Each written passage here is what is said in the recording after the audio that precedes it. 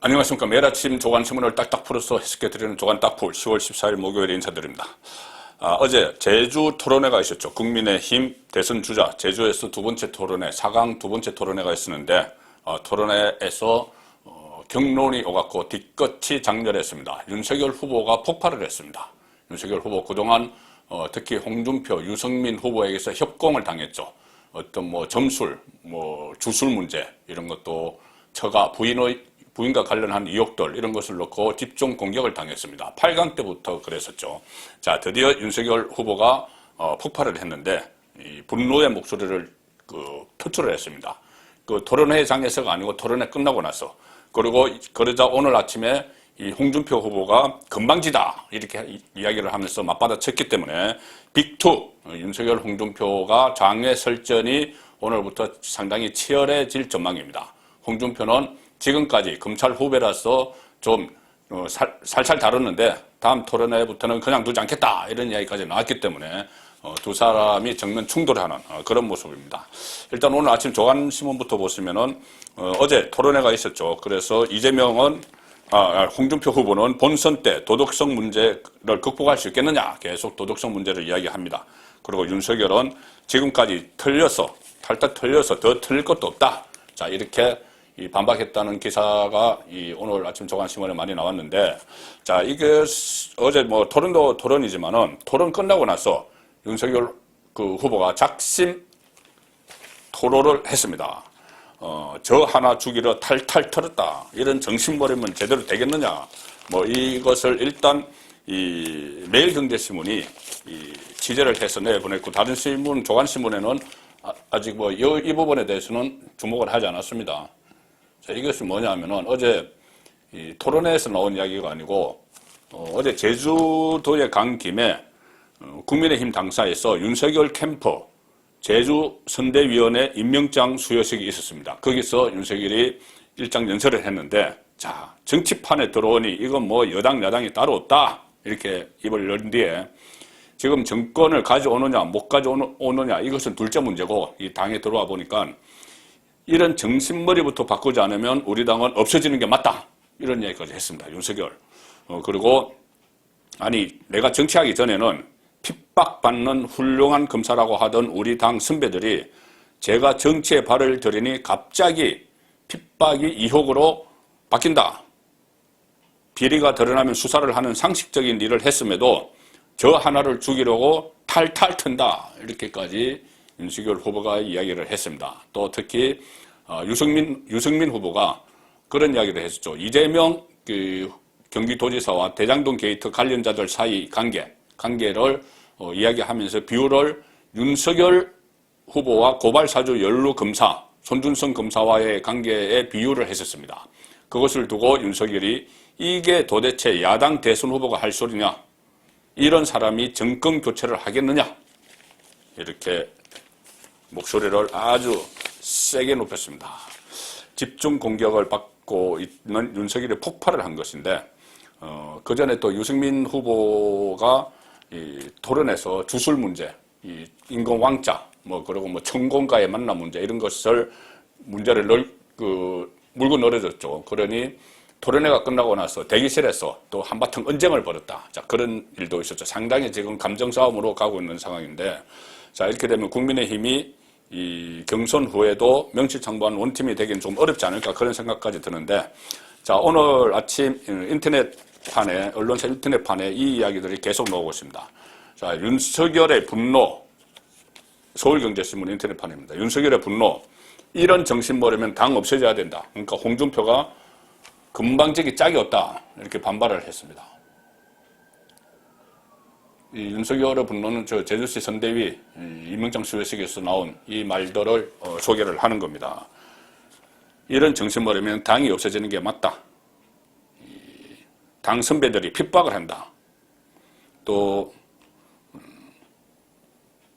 정치판에 들어오니까 이건 여당이 따로 없고 야당이 따로 없다. 이렇게 불편함을 막 토로를 했고, 저 하나 죽이려고 탈탈 털었다. 그리고 홍준표, 유승민을 향해서, 지금 홍준표, 유승민은 두 사람이 상당히 어떤 연대 비슷하게 그렇게 하면서 윤석열을 공격을 하고 있죠. 그러니 윤석열이 이번에는 홍준표, 유승민을 겨냥해서 원죄론을 제기했습니다. 원죄론. 자, 원죄론.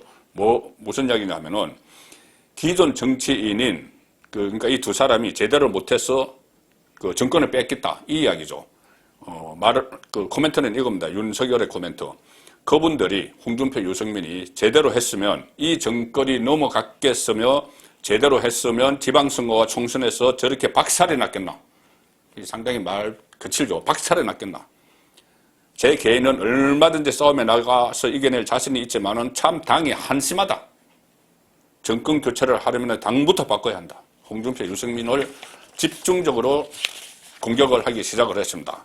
자, 홍준표 가만히 있을 캐릭터가 아니죠. 홍준표 이 윤석열의 작심 비판에 대해서 오늘 아침에 SNS를 통해서 반박을 합니다. 참 오만방자하다.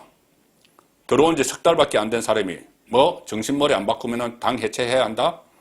나는 이 당을 26년간 사랑하고 지켜온 사람이다. 뻔뻔하고 금방지기 짝이 없다. 자, 같은 대선 후보들, 검찰 선후배죠. 뻔뻔하다, 금방지다. 그러면서 이렇게도 이야기합니다. 홍준표.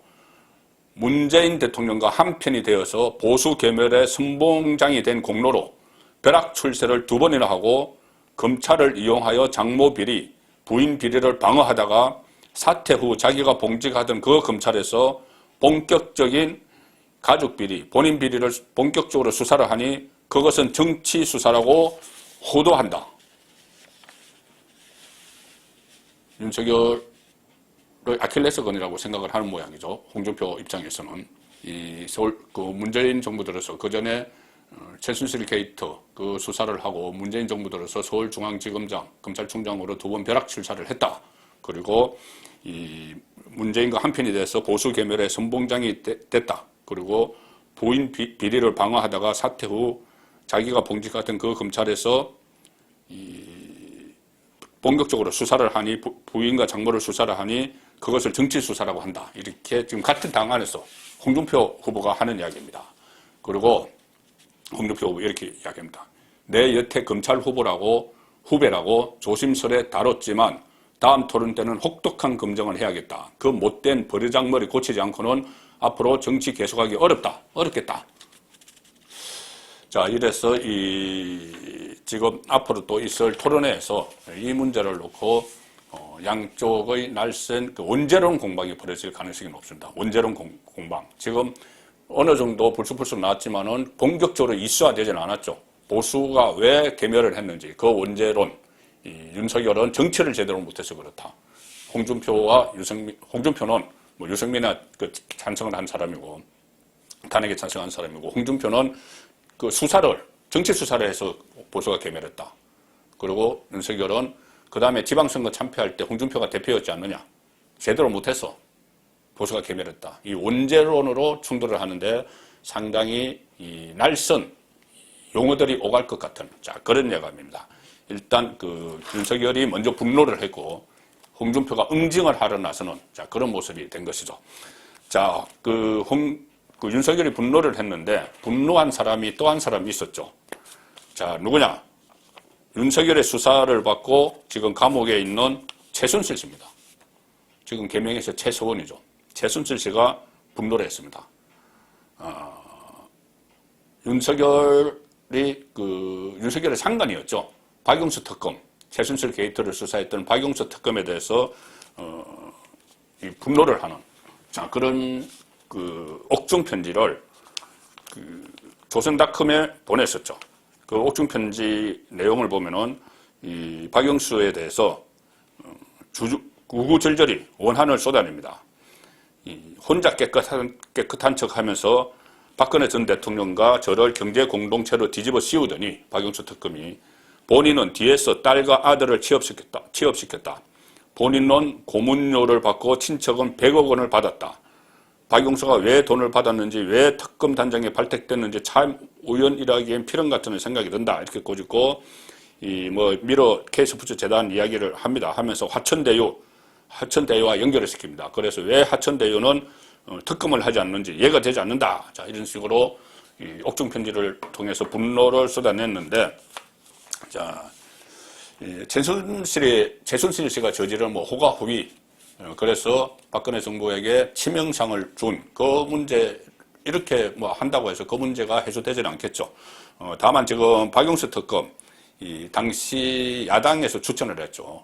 지금 박지원 현 국정원장 쪽이 추천했다는 이야기도 있는데, 자, 그때 야당, 민주당 계열의 추천을 받고 특검에 대해서 최순실 게이트를 수사를 하면서 결국은 박근혜 정부를 무너뜨리는데 일조를 했는데, 그때도 정치 수사를 한다는 의혹이 많았던 건 사실입니다. 그리고 화천대유에 지금 연루가 되어 있고, 그 외에도 그 포항의 가짜 수산업자로부터 고급 외제 성룡차 편의 제공을 받아서 또 의혹에 휘말려 있는 그런 상태죠.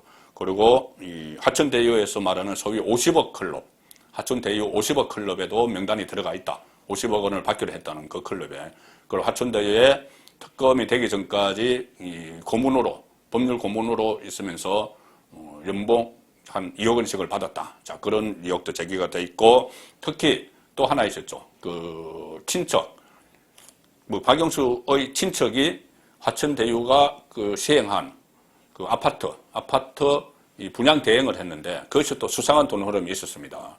그 돈 흐름이 있었는데, 그 돈의 일부가 또 박영수에게 간 것 아니냐. 박영수 친척이 분양 대행을 했기 때문에 그것을 오늘 동아일보가 그것과 관련한 보도를 단독으로 내보냈습니다. 일면 톱 기사로 내보냈습니다. 박영수 전 특검 인척 회사를 통해서 화천대유 돈 받은 의혹이 있다. 자, 다시 일면 톱으로 박영수 특검과 관련한 의혹이 제기가 됐습니다. 공교롭게도 어제 최순실 씨가 옥중 편지를 조선닷컴에 보냈는데, 오늘 동아일보에서 이 문제를 톱으로 단독 보도를 한 것이죠.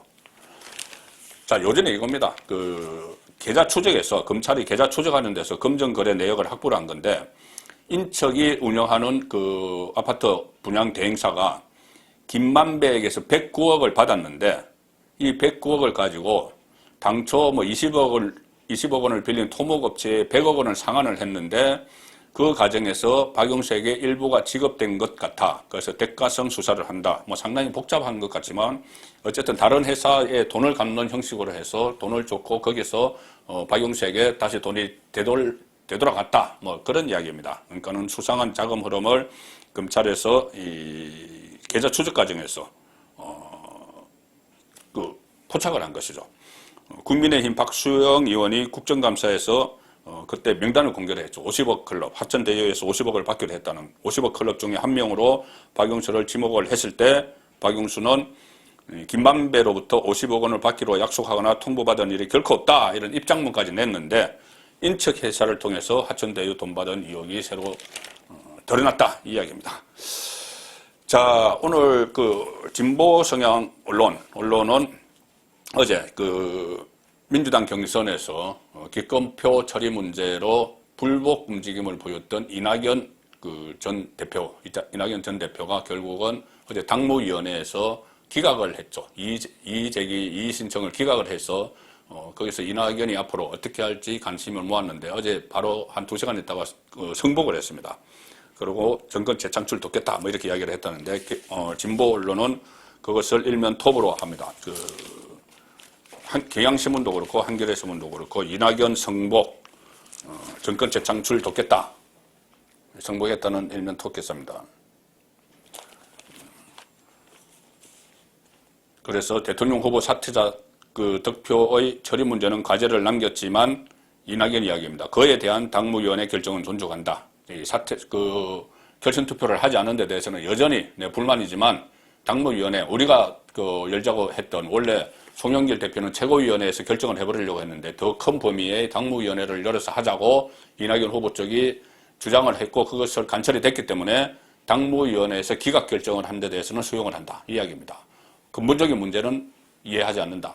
그거는 받아들일 수 없다. 이것은 그대로 여지를 남겨놓은 것이죠. 자, 그래서 상당히 일단 경향신문, 한겨레도 그렇고 경향신문도 그렇고 마침표를 찍었다는 식으로 이야기를 한 그 기사를 내보냅니다. 경향신문 일면 톱 보시면은 이낙연 경선 성복, 여당 논란 마침표. 근데 제가 그 옆에 물음표를 쳐놨죠. 마침표일까? 물음표일까? 아직 끝나도 끝난 게 아니다. 조선일보 오면 보시면은 이 여당 내분 불 껐지만 일단 불은 껐지만 대장동 수사 이재명 지지율이 원팀의 변수가 된다. 언제든지 후보 교체로는 나올 수 있다. 결선 투표는 불발됐지만은 후보 교체로는 나올 수 있다. 제가 어제 말씀드린 대로 하나는 지지율 추락, 이재명의 지지율 추락 시 지금 마지막 3차 국민선거인단 투표에서 28대 61로 이낙연에게 참패를 당했죠. 대장동과 그 관련된 그런 민심도 많이 섞여 있다. 그렇게 볼 수가 있는데 거기다 또 본격적으로 수사에 들어갔기 때문에 만약에 이 기소가 되면은 이재명이 기소가 되면은 당원을 확대 해석해서 이재명의 후보 자격을 박탈할 수도 있는 그런 여지도 지금 남겨놓고 있습니다. 그래서 끝나도 끝난 게 아니다. 그런 말씀을 제가 계속 드리는 겁니다. 또 이낙연 지지자 어제 제가 소개해드린 대로 한 10,000명이 반발을 해서 경선 효력 무효화 가처분을 내겠다. 이렇게 법원의 판단을 받아보겠다. 이런 그 움직임도 있기 때문에 이렇게 이 마침표라고 하기에는 좀 성급한 그런 상황인 것이죠. 특히 대장동 이슈가 어느 방향으로 번지느냐가 당내 원팀 기조에 적잖은 영향을 미칠 것이다. 이재명은 대장동 파문에 휩싸이면서 경선 컨벤션 효과, 보통 이런 경선이 있으면 컨벤션 효과에서 일시적으로 지지율이 확 오르죠. 그런데 그렇게 하지 못하고 이재명의 지지율이 지금 25 내지 30%대 박스권에 머물고 있다.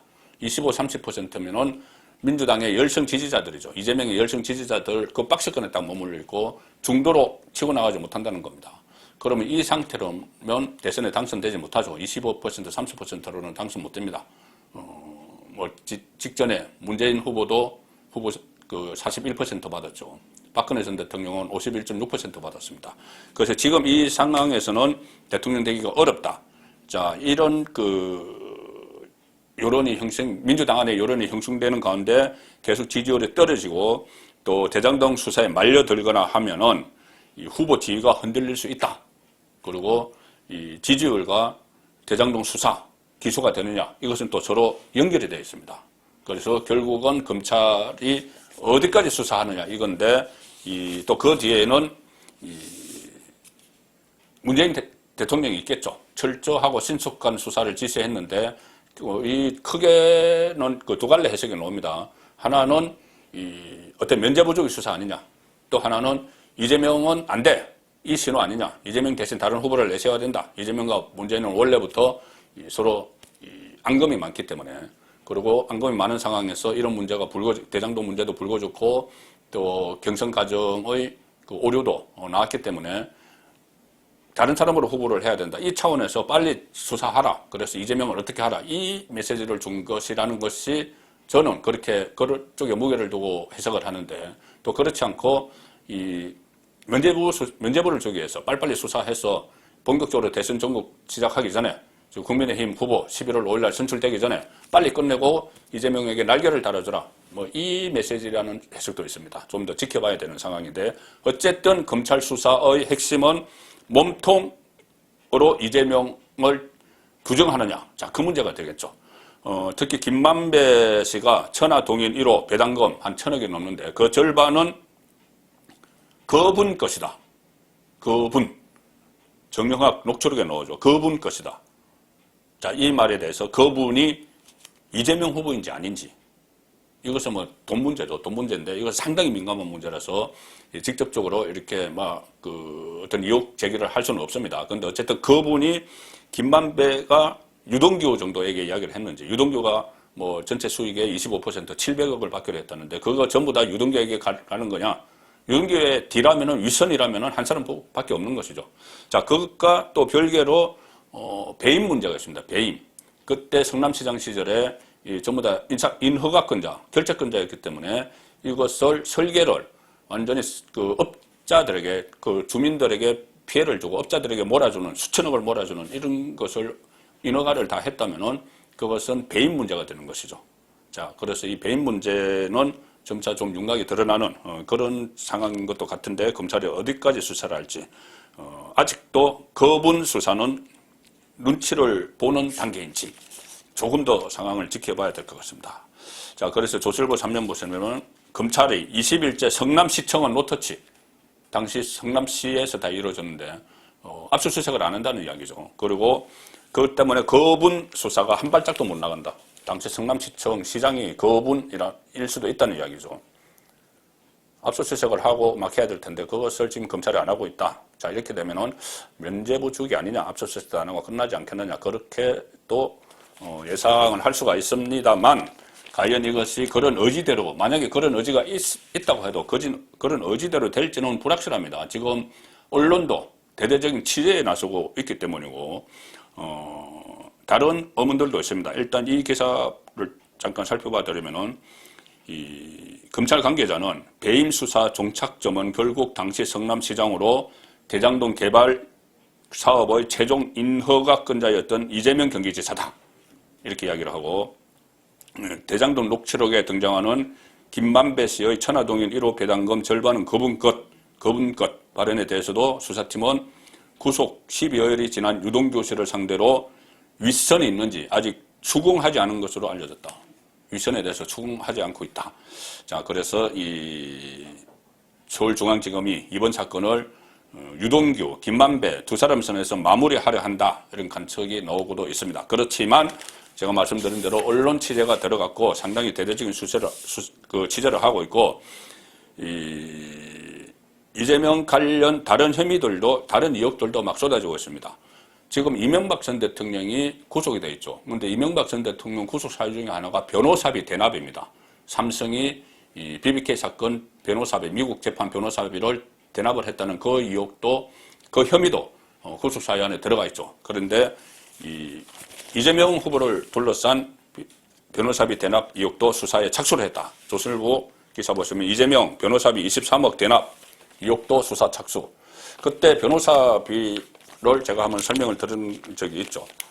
이재명 그 캠프에 있는 그 변호사가 이재명 후보의 선거법 위반 사건, 그 사건에 변호를 했는데 이 변호사비를 뭐 3억 원을 줬다, 뭐 그런 이야기가 있었는데, 실제로는 3년 후 팔 수 있는 상장사 주식 20억 원어치까지 받아서 23억 원을 받은 그 의혹이 있습니다. 그래서 대검에 고발이 됐죠. 친문단체가 고발을 했습니다.